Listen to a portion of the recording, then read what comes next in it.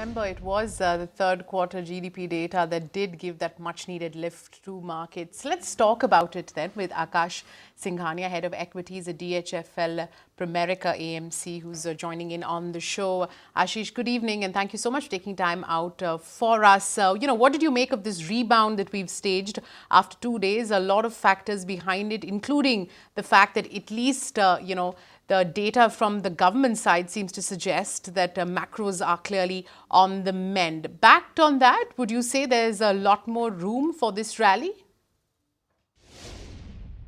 So if we see the markets, we have had a strong rally in the last 1 year. Almost the Nifty is up 27%.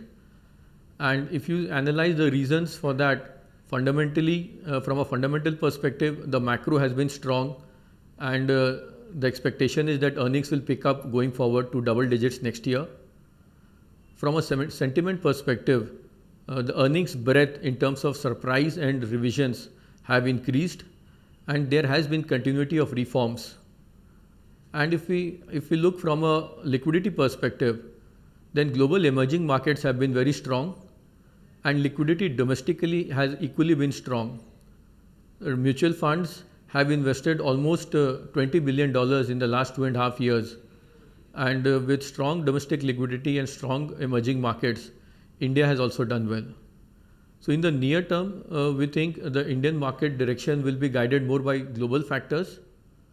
On a medium to long term basis, we think that with an earnings growth of around 12% CAGR for the next few years, our markets could likely deliver a return of 12 to 15% on a CAGR basis. Well, the benchmark Nifty or Sensex, for example, could be a couple of percentage points still away from the all-time high. It's the smaller cap indices which are nudging towards fresh highs, record highs, almost daily basis. Today, for example, new high for the small cap index. How do you see the gap between the mid caps and the large caps on valuation terms, and where does your own comfort lie? Large caps, if we take Nifty, on a trailing 12-month basis, Nifty is almost at 22 PE and 19 PE 1 year forward earnings. If I see the broader market, or let's say the mid caps, the valuations are more on the expensive and higher side, with around 25 to 27 times 1 year forward earnings, which also includes a big jump in earnings for FY18. Generally speaking, for the last 15 years, we have seen that mid caps have traded at a marginal discount in valuations to large caps. At this point of time, they are trading at almost a 10% premium to large caps, which makes them a bit expensive in our view. So we prefer large caps at this point of time.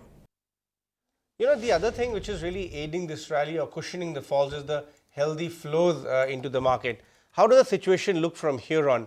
Up till now, the FIs have been just gradually coming back, but it's the DI which are really bringing the big money or doing the heavy lifting. What does the situation look like going ahead? Flows from foreign investors, if we see, which has averaged almost $3 billion in the last 2 years, we think it could surpass that in this current year. If we take a longer term, let's say 5 or 6 years, the average investment by FIs have been more than $10 billion in the Indian markets. So definitely we see a good year for FI investments into India. But we are more positive from a domestic perspective, where we have seen a lot of inflows into domestic institutions like mutual funds. And post demonetization, we think the trend is likely to continue with increased financial savings flowing into the equity markets. Right. Ashish, what about risks to this market? How are you assessing those? What is it, both on the local as well as global front, that could maybe cut short this up move?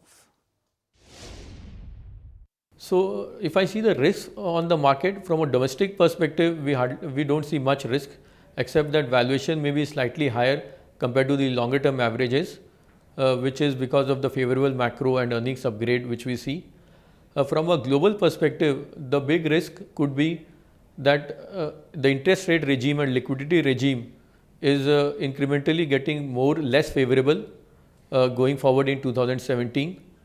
So with the US hiking the Fed rate, and also with the Eurozone stopping its stimulus, the ECB stopping its stimulus in 2017, there would be a realization at a point of time that global liquidity might not be very healthy or conducive. And that could be a risk because with a lower amount of liquidity, there could be challenges in market performance. Right. Ashish, what about, what the election results hold for us? The market to some extent has already started to factor in this clean sweep by the BJP, especially in Uttar Pradesh. Are we running ahead of ourselves here? What's your own sense? So markets are probably discounting an even political outcome, an even scenario with respect to the UP elections, where I would say it is on the fence. But in our view, it is the election result is unlikely to have a big impact on the markets.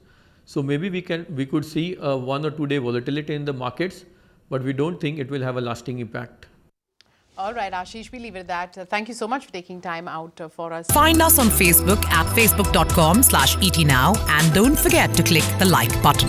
You can also follow us on Twitter at ETNowLive. To stay updated with all our programming, hit the subscribe button on our YouTube channel by logging on to youtube.com/user/ETNow.